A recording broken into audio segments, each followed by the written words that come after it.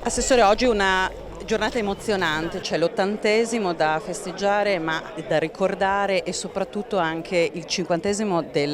della costruzione di questo monumento in questo luogo. Il Friuli ricorda, ma è un ricordo che va verso il futuro anche, a quello che dobbiamo capire da questo tragico ricordo e questo tragico fatto. Sì, è con commozione, emozione, riconoscenza e soprattutto con orgoglio che abbiamo oggi partecipato a questa cerimonia emozionante qui appunto a Muris di Ragogna, dove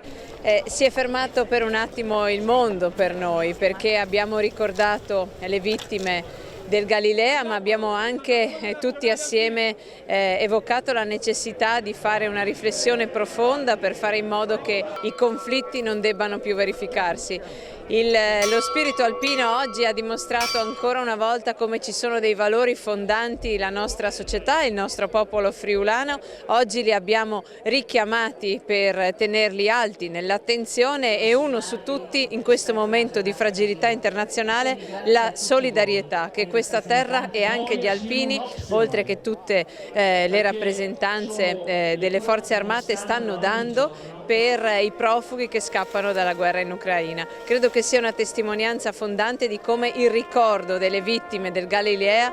dia un messaggio di pace e di futuro.